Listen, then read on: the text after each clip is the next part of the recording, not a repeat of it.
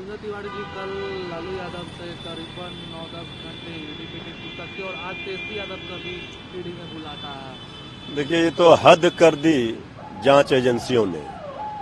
एक बीमार व्यक्ति, उम्रदराज व्यक्ति, पूरे देश दुनिया को पता है कि आदरणीय लालू प्रसाद जी का किडनी ट्रांसप्लांट हुआ है और कई सारी बीमारियों से वो जूझ रहे हैं। इसके बावजूद इतने लंबे समय तक बैठा करके अब क्या पूछताछ किया, ये तो कभी आज तक दुनिया ने नहीं देखा था कि इतने लंबे समय तक किसी बीमार व्यक्ति से पूछताछ ईडी करा रही है। दूसरे दिन भी समय दे सकते थे।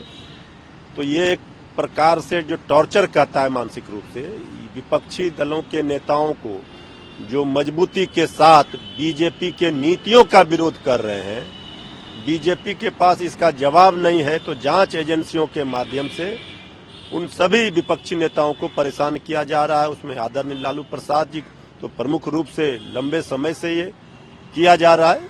सब चीज का जवाब दिया जाएगा। सब दिन जांच एजेंसियों का सहयोग आदरणीय लालू प्रसाद जी के परिवार ने किया है और कल भी लोगों ने देखा कि पूरे शांतिपूर्ण तरीके से सब चीज के बावजूद आदरणीय लालू प्रसाद जी 9 घंटे तक ईडी दफ्तर में रहे और हर सवालों का जवाब दिया। आज तेजस्वी यादव से भी पूछताछ होनी है। हाँ, ये तो सबको पता है। अभी तो पूरे देश में और भगवान श्री राम का नाम बीजेपी नहीं जप रही है।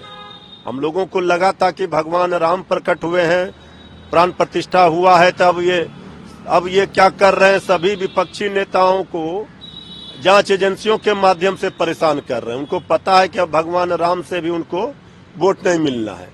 तो ये सब करते रहेंगे, सब चीजों का जवाब दिया जाएगा। लड़ाई बड़ी है। झारखंड का सीएम हेमंत सोरेन, उनके ऊपर भी ईडी की टीम के लिए पूछताछ रही। हेमंत सोरेन कहा जा रहा है कि वो गायब है और ईडी की टीम में BMW गाड़ी दिल्ली से और कई दस्तावेज भी वो बरामद कर। ये सब जो हो रहा है, देखिए, अब तो इन जांच एजेंसियों के साथ जो कोई मुख्यमंत्री हैं, कोई बड़े नेता हैं, जन नेता हैं, उनके साथ आप इस तरह का अगर व्यवहार करेंगे, इस तरह का रवैया अपनाएंगे, तो हर लोग अपना अपना रास्ता अख्तियार करते हैं। तो सब लोगों को पता है कि विपक्ष के नेता चाहे जो भी जिस प्रदेश में हो, सबके साथ जांच एजेंसियां इस तरह का व्यवहार कर रही है।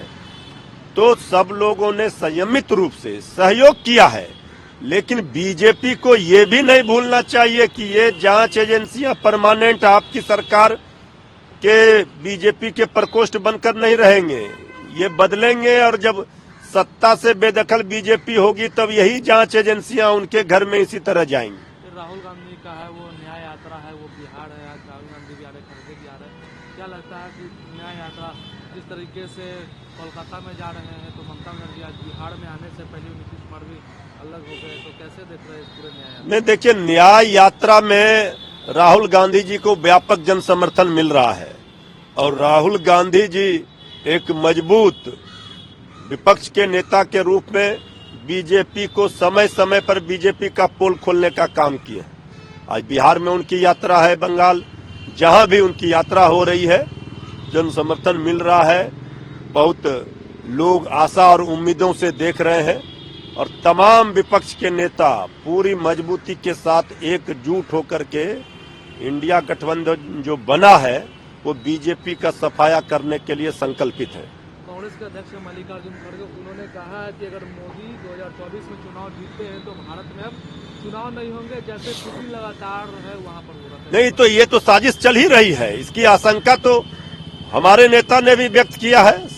तमाम विपक्ष के नेता इस तरह की आशंका व्यक्त करते रहे हैं और ये तो सबको पता है कि लोकतंत्र, संविधान को किस तरह से रौंदा जा रहा है। कोई भी कानून थोपा जा रहा है, मनमानी किया जा रहा है।